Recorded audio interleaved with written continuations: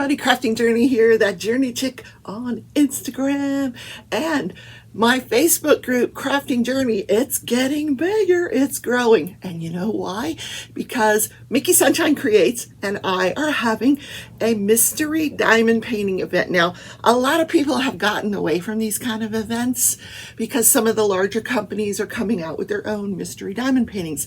Well, this event is not that. This event is where we match you up with someone that you may or may not know. You get to know them, you get to know what kind of paintings they like to paint or don't like to paint, and then you go to a company and you pick out something for them.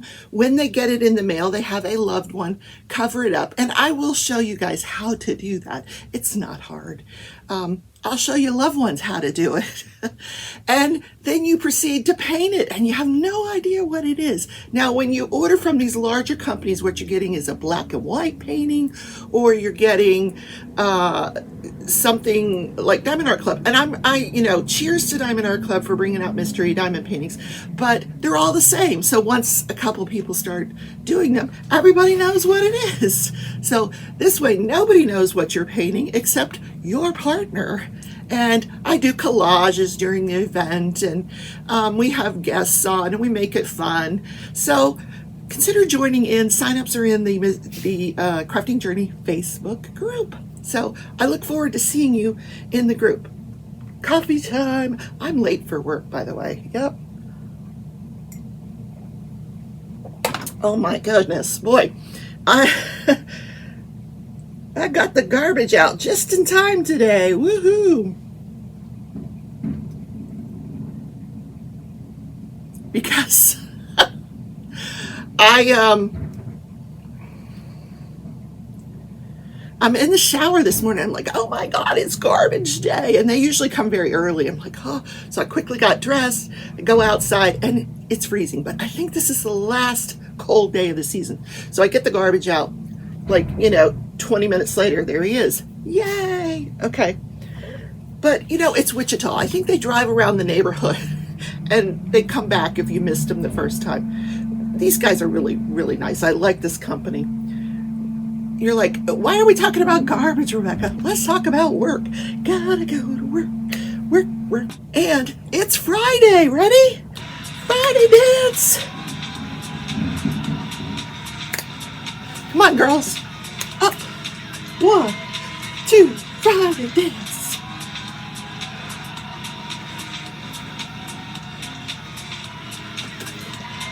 Okay, enough of that. How many of you are still here? If you are still here, please hit the like button. He was dancing right along with me. He was over there. Yeah, thank you. Anyway.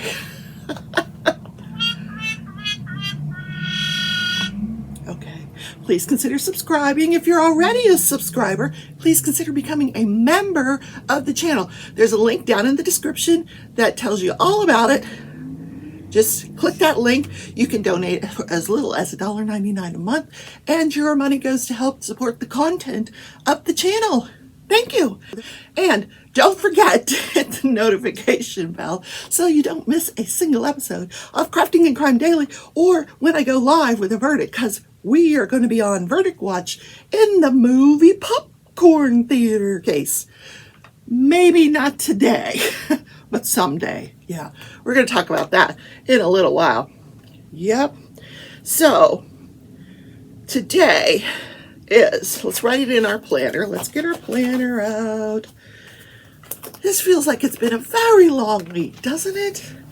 But it's our last winter day, I think. Maybe I'll write that down. Let's see, what's today? Friday, last winter day. Now, let's see if that holds true. Okay. Oh, and before I forget, I was notified this morning Hobby Lobby has 40% off of Diamond Art Club kits. Hobby Lobby. And I have a coupon, or a gift card for Hobby Lobby. But I know which one. I'm getting a Diamond Art Club this weekend. I'm not going to tell y'all which one. You can guess, but I'm not going to tell you. And I'll surprise you when I do the unboxing. It's amazing. Amazing. amazing. Okay, so it's also payday. Ooh, payday. Which means nothing except I have enough money to pay the rent. Yeah, okay. What else?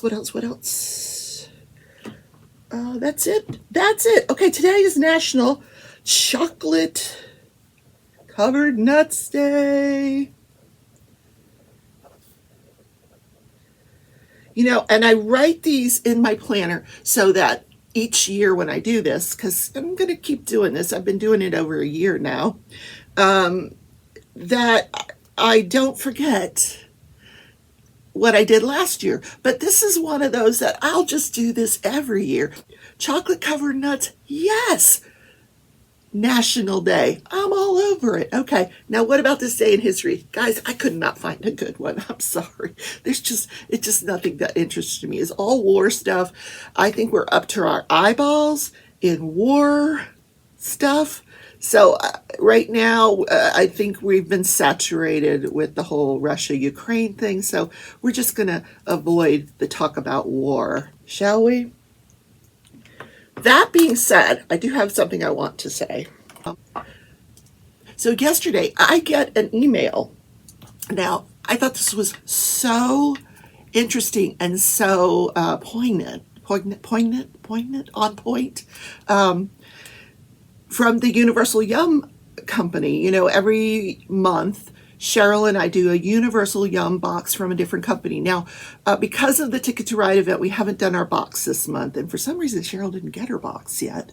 So we don't know what country that is. But I got an email yesterday from the Universal Yum Company about the March box, next month's box. And I wanted to read this to you because it just really, I thought resonated. So it said, we're reaching out to inform you that our featured country for March is Russia. We began working on this box in the summer of 2021 before any of the recent geopolitical events occurred. We understand that you may have mixed feelings about receiving a box from Russia, which is why for March we are offering you an opportunity to switch your box to another country. So you can click the link and switch your box. I am not going to. I stand behind the people of Russia. I don't agree with what the Russian leader is doing, and neither do they. So this company goes on to say, and this really echoes my feelings. This is why I wanted to read it. We are shocked and saddened by the actions taken by Russia's political leader. Should you decide to receive the Russia box, which I am going to, we encourage you and your family to use it as an opportunity to discuss how the citizens of Russia, like all people of the world, are individuals who may or may not agree with their political leaders' actions. So, bottom line, we're going to do the Russia box in March. And Cheryl and I are going to do the next Ticket to Ride event, which is going to be To Russia with Love. It's going to be Ticket to Ride Russia. Because I think it's important to recognize that there are people in Russia that don't agree with their political leader. And it's a beautiful, beautiful country with lots of beautiful architecture. And it's captured beautifully in this painting by David McLean. But now we don't have a start date to that, but I just wanted to read that to you because I thought it was really on point. So enough with the politics, right? Enough with the planner. Let's talk about National Chocolate Covered Nuts Day.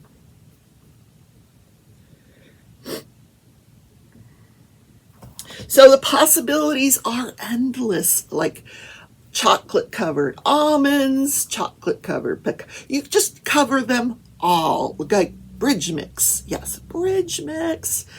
All nut bridge mix like that. When I go to the candy store, you know, I have this beautiful, wonderful candy store in downtown Wichita.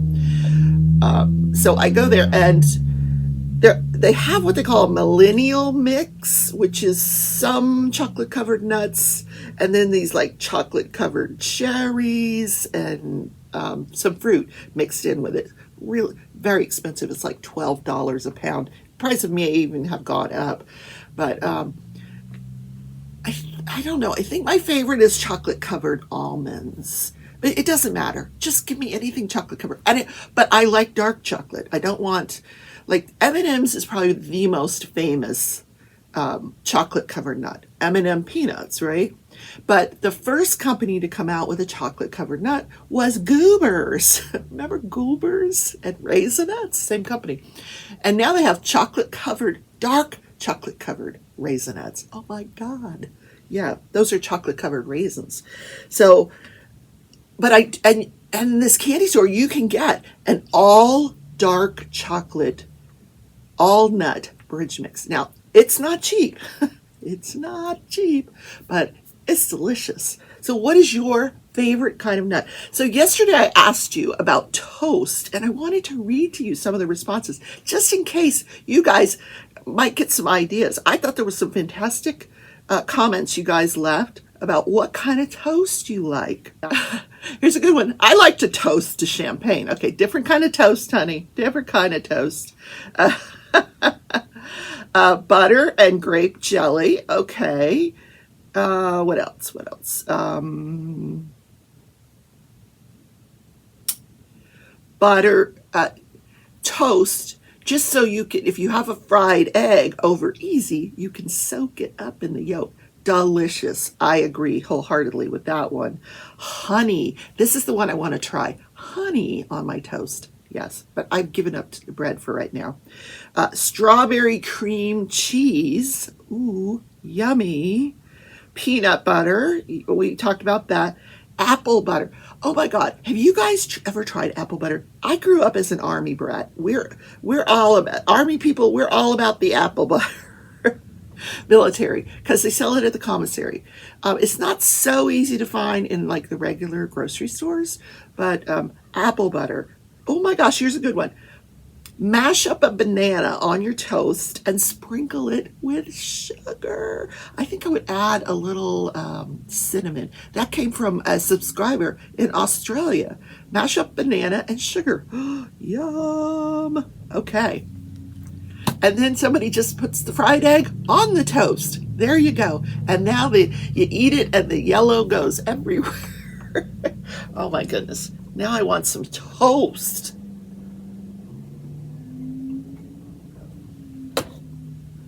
Okay, let's talk about crafting and crime daily. So, first up, we had a verdict in the federal case of the 3 police officers that were charged with the violation of civil rights of George Floyd. Officers were J. Alexander King, I think it's pronounced King, it's spelled Kueng, Thomas Lane, and Tutao. Tutao is the one that pissed me off. He was the guy standing there directing traffic and people, or directing people to stay away, and people that wanted to help him, like a paramedic. He would not let that paramedic near George Floyd. I just thought that was really egregious. Anyway, the jury deliberated for over 2 days, 13 hours, and came back with guilty verdicts, depriving Floyd of his civil rights while acting under government authority when they failed to give him medical aid. King and Tutao, additionally, were convicted of not intervening to stop their fellow officer, Derek Chauvin, from using excessive force. Now, the other guy was a rookie. Like, he had no authority to stop him. But the other guys, the 2 officers that were found guilty of that were lateral to this guy and could have stopped him. But yeah. They each face up to life imprisonment, although such a severe punishment is unlikely. The men are scheduled, all 3 men are scheduled for trial civilly in June. Now that will be televised, and I'll get to bring you the play-by-play on that in June. They are charged with aiding and abetting murder and manslaughter. That's going to be a good case to cover. It's not a good case. It's just an interest. I need to change my verbiage. It's an interesting case that we'll get to cover.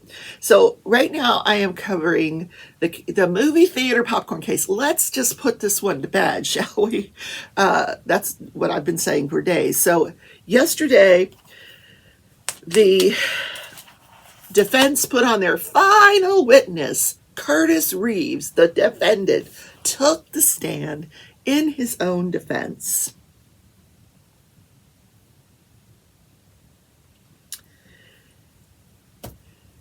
And his attorney drug this out all day long.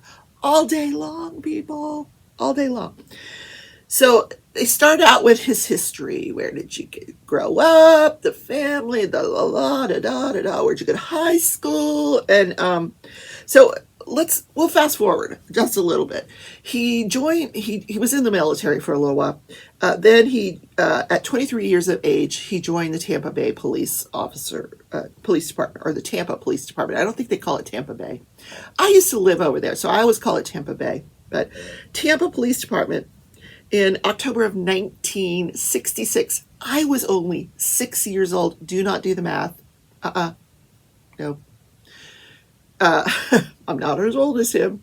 So 1966, he received the Best All-Around Student Award in the Police Academy. He was a graduate of the University of Tampa, magna cum laude. I don't even know what that means. What does that mean? Because I never graduated anything magna cum laude. Let's find out. Let's ask Google, what the heck is that? What is magna cum laude?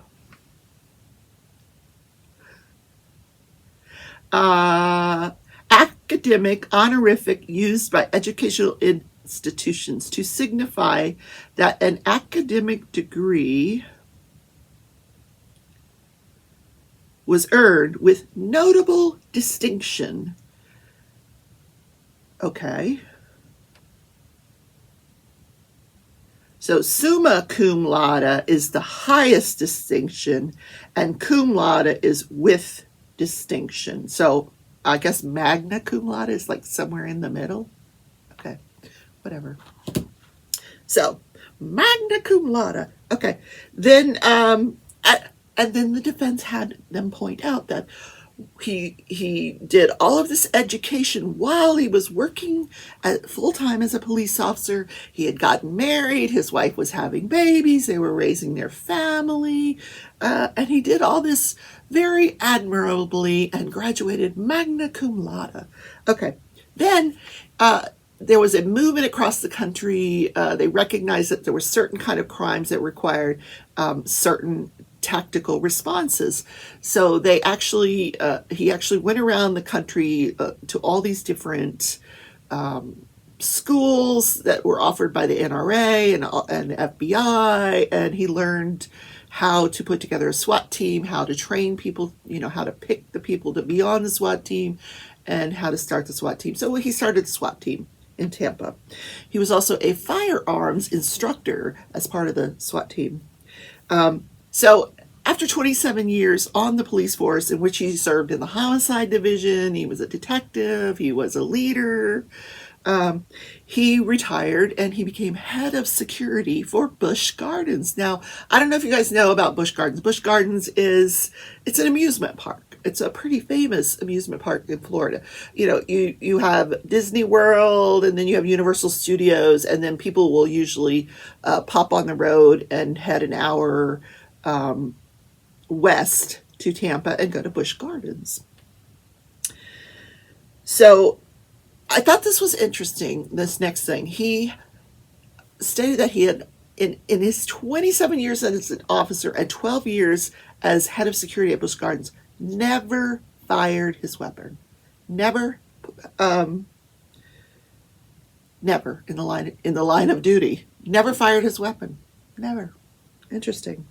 And at the time of this popcorn event, and that's what I'm calling it, even though he says it had nothing to do with popcorn, he doesn't even remember the popcorn. that he was carrying a concealed weapons permit.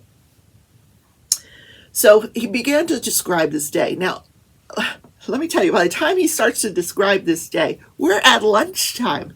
We spent the entire morning listening to the history of Curtis Reeves. It was like an autobiography. Anyway, so they go to lunch, we come back, we get to hear the story of what happened in the movie theater. So he says he leaned over and said, "Would you mind turning off your phone, sir?"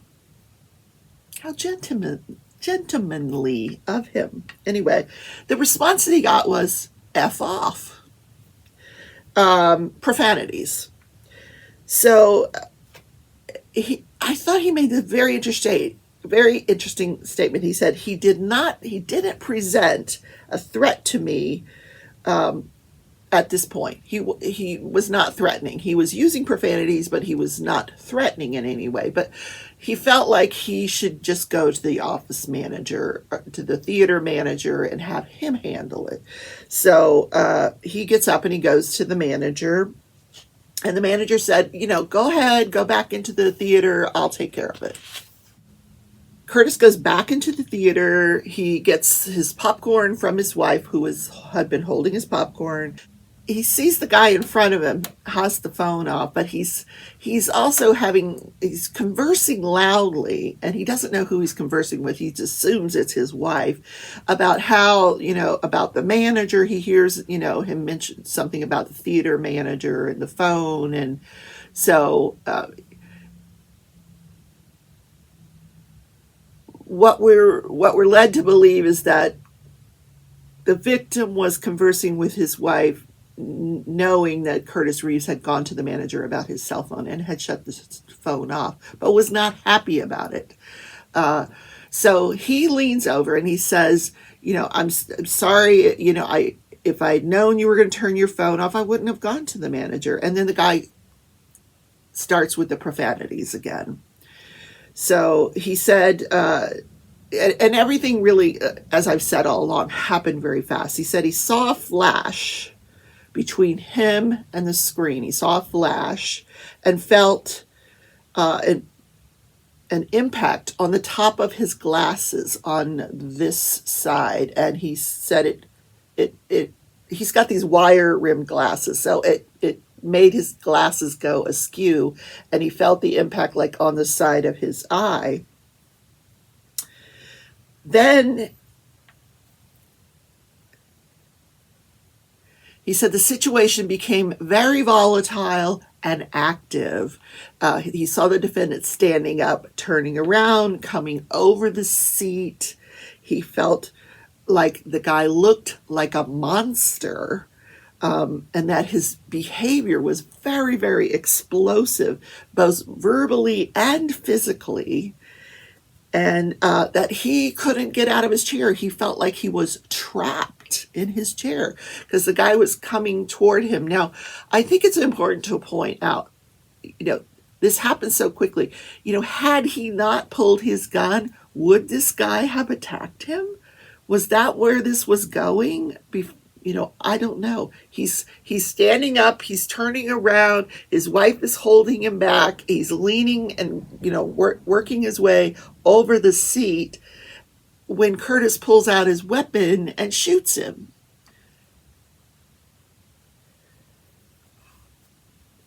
Curtis said he felt like he had no alternative. He felt trapped, and the guy was completely out of control. He said in all of his years as a police officer and working as a head of security, he had never seen somebody so out of control. Interesting. Then we had a very long cross-examination where the prosecution tried to trip him up on his story, and it really wasn't going anywhere. The guy, Curtis Reeves, was sticking to his story. He did agree with the prosecution that you should give someone every opportunity before you use your weapon, that you should use your words to he had been trained in how to diffuse a situation. Most security officers and police officers are always trained in how to diffuse a situation.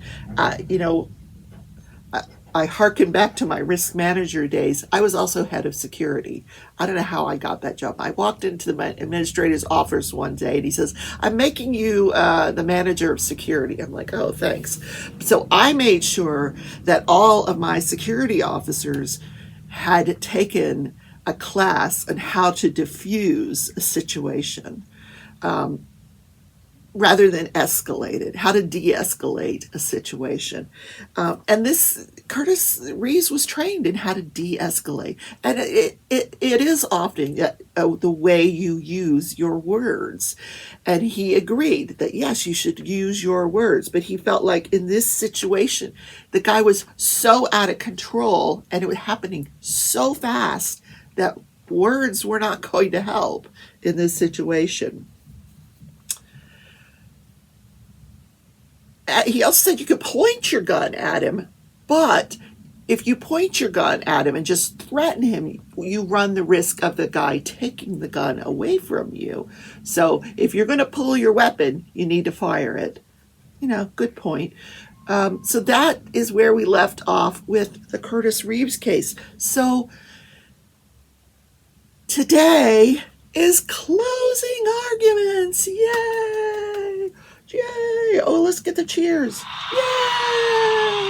Woo! Okay. That's the jury. Okay. Settle down. Okay. But I don't know how much time this judge is going to give them for closing arguments. Now, I just kind of peeked at YouTube this morning and I could see that the prosecution had started. So the jury will either get this, I'm anticipating after lunch, sometime after lunch. So I don't know if this judge is going to have them come back tomorrow on a Saturday. That's not unheard of. Or if she's going to let them go back, reflect over the weekend, and come back on Monday. I don't know. So we may not get a verdict till very late tonight or Monday. Either way, I will try to bring it to you live. I work. So if it's during work hours, I can't bring it to you live. But if it's after hours, if the verdict comes back today, it would be after hours, no doubt. So I will try to bring that to you live. Now, I'm going to be honest with you about the other cases that we're covering. The case of Dr. Husel, William Husel, for the murder of 14 people in the hospital. I'm going to have to catch up with that on the weekend, as well as the case of Kentucky versus Brett Hankinson. Like I said, that Curtis Reeves stuff took all day yesterday, all day.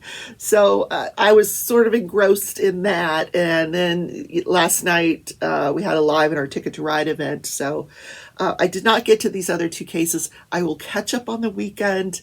I'm going to listen to it today. I will bring you a Saturday edition tomorrow of Crafting and Crime, where I'll tell you everything I've gone over, and I'll do a recap of what I've listened to thus far in those other cases so we can get caught up. Yay! The popcorn case is over. Ooh, ooh, ooh, ooh, ooh. Yeah. Have you ever seen somebody so happy? I'm just very curious how the jury feels about this defense attorney. I would love to have coffee with one of these jurors. Let's have some coffee. Let's chat, shall we? So, did you fall asleep at any time? Was that ever a danger? It happens a lot that you find the jurors, they're like,